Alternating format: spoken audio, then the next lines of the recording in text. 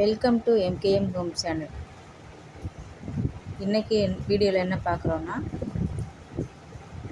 அசத்தலான ஒரு சிக்கன் குழம்பு எப்படி வைக்கிறதுன்னு பார்க்கலாம். இந்த சேனல் முதல் முறையாக பார்க்குறவங்க சப்ஸ்கிரைப் பண்ணிக்கோங்க. வீடியோ கடைசி வரை பாருங்கள், லைக் பண்ணுங்கள், ஷேர் பண்ணுங்கள். இது போல் வீட்டிலே பொடியெல்லாம் ப்ரிப்பேர் பண்ணி குழம்பு வச்சு சாப்பிட்டு பாருங்கள்.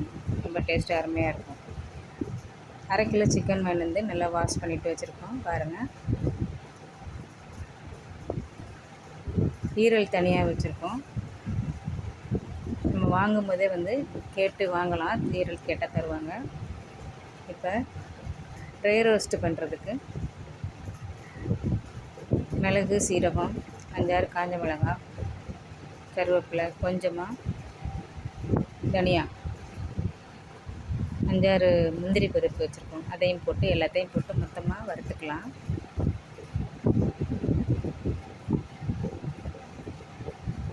வெறும் கடாயில் அப்படியே போட்டு வறுத்து எடுத்துக்கலாம். அதை பொடி பண்ணி வச்சுக்கலாங்க. இப்போது தாளிக்கிறதுக்கு வெங்காயம், பெரிய வெங்காயம், 2 தக்காளி, 5-6 பல்லு பூண்டு, கொஞ்சமாக சின்ன துண்டு இஞ்சி வச்சுருக்கோம். தாளிக்கிறதுக்கு கருவேப்பிலை. இப்போ தாளிக்கலாம் வாங்க. இப்போ கடாயில் கொஞ்சமாக எண்ணெய் ஊற்றிக்கலாம். ஸ்டவ்வில் கடாய் வச்சுட்டு கொஞ்சமாக எண்ணெய் ஊற்றிக்கிறோங்க. தாளிக்கிறதுக்கு பட்டை, பிரிஞ்சி இலை, சோம்புக்கு இதெல்லாம் போட்டு தாளிச்சிக்கலாங்க. ஒரு பிரிஞ்சி இலை 2ஆக உடச்சி போட்டிருக்கோம். 2 கிராம்பு, ஒரு கல்பாசி, சோம்பு இதெல்லாம் பொரிஞ்சதும் கருவேப்பிலை இதெல்லாம் போட்டு தாளிச்சிக்கலாம். கருவேப்பிலை எண்ணெயில் பொரிஞ்சதும் பொடியாக நறுக்கி வெங்காயத்தையும் போட்டுக்கலாம். நல்லா வதக்கிக்கலாம். வெங்காயம் நல்லா வதக்கணுங்க. வெங்காயம் நல்லா வதக்கணும். நல்லா இந்த அளவுக்கு நல்லா வதங்கிடுச்சு. இந்த பக்குவத்தில் தக்காளியும் போட்டுக்கலாம்.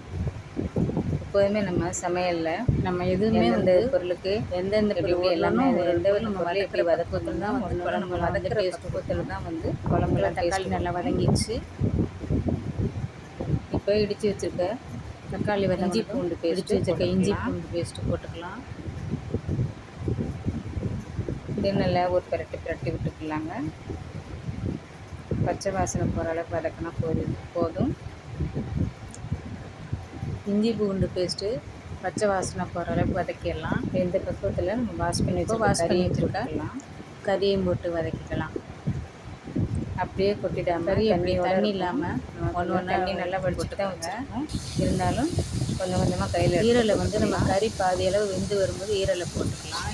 நம்ம ஃபஸ்ட்டே போட வேண்டாம். ஈரல் ரஃப் ஆகிடும் வதக்கும் போது. இப்போ நல்லா அப்படியே பிரட்டி விடுங்க. நம்ம தண்ணி எதுவும் சேர்க்கக்கூடாது. இப்போ கறியில் உள்ள தண்ணியே நல்லா வற்றிட்டு கறி நல்லா வெந்து வரும். அப்படியே நம்ம தண்ணி எதுவும் விடாமல் அப்படியே பிரட்டி வதக்கி கறி வேகும்போது ஒரு தட்டு போட்டு மூடி வச்ச கறி வேகிறதுக்கு அந்த உப்பு போட்டுக்கிறலாங்க. கறி வதக்கும் போது கொஞ்சமாக கல்யாணம் விட்டு போட்டுக்கலாம். இதையும் கிளறி விட்டுட்டு நல்லா தட்டு போட்டு மூடி வைக்கலாங்க. 5 நிமிஷம் மூடி போட்டு வேக விட்டு 5 நிமிஷம் அந்த ஆவிலே பார்த்தீங்கன்னா கறி நல்லா சாஃப்டாக வெந்து வந்துடும். நல்லா நம்ம கறியில் உள்ள தண்ணியெல்லாம் நல்லா பிரிஞ்சு கறி நல்லா வெந்த பக்கம் தட்டு மூடி எடுத்துடணும்னு நான் காட்டுறேன் பாருங்கள். நான் கறி வெந்த உடனே நம்ம காட்டுறேன் பாருங்கள். தட்டு போட்டு மூடி வச்சிடலாம்.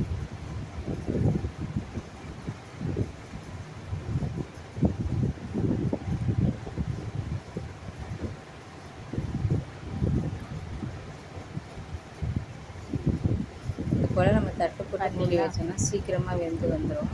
இப்போ பாருங்கள், தண்ணியெல்லாம் தனியாக கறியோட கலரே கறி நல்லா வெந்துருக்கு பாருங்கள். தண்ணி பார்த்திங்கன்னா இந்த பக்கம் தான் கறி வெந்த பக்குவோம்.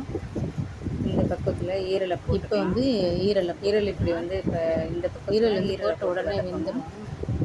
சாஃப்டாக இருக்கிறதுனால ஃபஸ்ட்டே போட்டோன்னா ஈரல் நல்லா வெந்துட்டு ஹார்டாகிடும். சாப்பிடும்போது கடித்து சாப்பிட முடியாது, அந்தளவுக்கு ஹார்டாகிடும். அதனால் இப்போ தான் லாஸ்ட்டாக தான் போடணும் ஈரலை.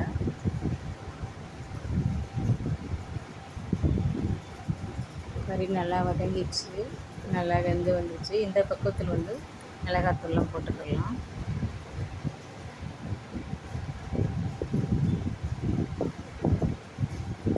நம்ம வந்து வறுத்து பொடி கடையில் மசாலாலாம் போடணும். நம்ம வீட்டில் இருக்க மிளகு சீரகம், வீட்டு மிளகாத்தூள் எல்லாம் வச்சு நம்ம வீட்டில் இருக்க பொருளுங்களை வச்சு நம்ம பொடி பண்ணி போட்டு உடம்பு கடையில் வந்து மசாலாலாம் வாங்காமல் நம்ம வீட்டில் மிளகாத்தூள் இருக்கிற பொருளுங்களை வச்சு நம்ம ப்ரிப்பேர் பண்ணி வச்சுக்கிட்டோம்னா உடம்புக்கும் நல்லது, டேஸ்ட்டாகவும் இருக்கும். இதெல்லாம் ஒரு கஷ்டமான வேலை. மிளகாத்தூள் பச்சை வாசனை போகிற அளவுக்கு நல்லா கரட்டி வதக்கி விட்டுட்டு அதுக்கப்புறம் வறுத்து வச்சுருக்க பொடி வறுத்து பொடி பண்ணி வச்சுருக்கோம் இல்லைங்களா, அதையும் போட்டுக்கலாம். இது போல் செஞ்சு பாருங்கள், ரொம்ப டேஸ்ட் அருமையாக நல்லாயிருக்கும்.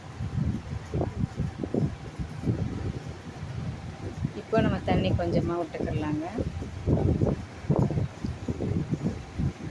இதெல்லாம் வந்து நம்ம வறுத்து பொடி பண்ணுறலாம் ஒரு டைம் ஆகாது, ரொம்ப தண்ணி விட்டுறக்கூடாது. ஓரளவு கிரேவி மாதிரியும் இல்லாமல் எல்லாம் நம்ம கிச்சனில் இருக்கிற பொருளுங்க தான் நம்ம இது குழம்பு ஒன்றா எடுத்து வறுத்துட்டு அழகாக பொடி பண்ணி வச்சுட்டு போட்டுக்கிறலாங்க. இது ஒன்றும் நம்ம கஷ்டமான வேலையே கிடையாது. கடாய் சின்னதாக குழம்பு நல்லா கொதிச்சு வந்துருச்சு, கிளறி விட இந்த அளவு வந்து பக்குவத்தில் பாருங்கள். குழம்பு நல்லா கொதிச்சு வந்துருச்சு பாருங்கள். இந்த பக்குவத்துக்கு வச்சா போதுங்க. தேங்காய் கூட நம்ம தேங்காய் அரைச்சி ஊற்றி வச்சுக்கலாம், அது அவங்களோட ஆப்ஷன் தான். நான் வந்து சிக்கன் குழம்புலாம் தேங்காய் வந்து நாங்கள் சேர்க்க மாட்டோம், அதனால் நான் ஊற்றலை. வேணும்னா இதை விட இன்னும் திக்னஸ் வேணும் அப்படின்னா தேங்காய் அரைச்சி ஊற்றிக்கலாம். தேங்காய் பாலாக கூடவும் அரைச்சி ஊற்றிக்கலாம், இல்லை அப்படியே இளந்தங்காயாக இருந்தால் அப்படியே அரைச்சி ஊற்றிக்கலாம். எனக்கு வந்து நல்லா கொதிச்சு வந்து சாப்பிட்ற டேஸ்ட்டு. இப்போ கடைசியாக வந்து கொத்தமல்லி தலை தூவிட்டு ஸ்டவ் ஆஃப் பண்ணிக்கலாம். ரெடியான உடனே கடைசியாக தேங்க்யூ ஃபார் வாட்சிங். கொத்தமல்லி தலை தூவிட்டு ஸ்டவ் ஆஃப் பண்ணிக்கலாம். அவ்வளோதாங்க. இது போல் செஞ்சு சாப்பிட்டு பாருங்கள். சிக்கன் குழம்பு அசத்தலாக இருக்கும். தேங்க்யூ ஃபார் வாட்சிங்.